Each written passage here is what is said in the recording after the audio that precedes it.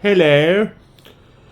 I was watching this documentary yesterday about this Big Brother contestant in the UK who died of anorexia called Nikki Grahame. Now, I used to watch Big Brother in the UK back when it was like really big.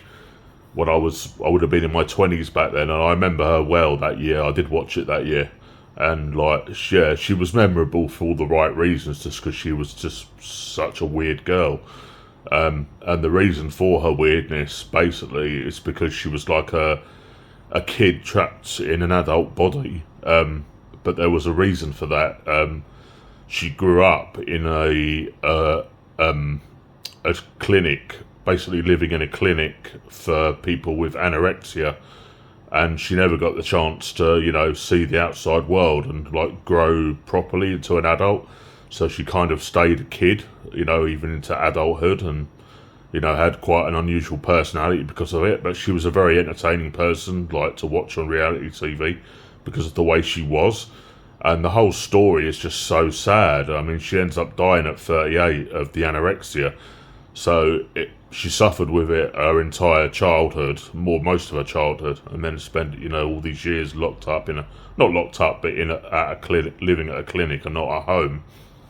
Eventually, she went out into the big wide world, ended up on Big Brother, won a television award, got a load of TV work after being on Big Brother. And then after it dried up, the anorexia came back and then eventually killed her.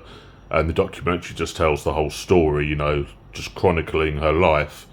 And when you see the pictures just before she died at 38, they are proper heartbreaking. Like there was I forget, the website's Just Giving. There was a Just Giving page to raise money for her treatment, to get her into a really nice respite clinic to get her treatment. And I think £70,000 was raised, and pictures were put up of how she looked near the time that she died, and the pictures are just horrendous. To see them, she just looked so emaciated and near death. And then I've seen a picture that's on the documentary of her face, and it doesn't look like the same person. She was a thin girl anyway, but with the anorexia, it was just unbelievable how she looked.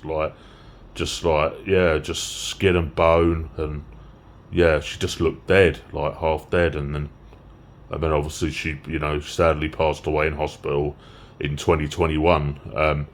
It was kind of the COVID lockdown that finished her off in the end. Being isolated, basically. Bye.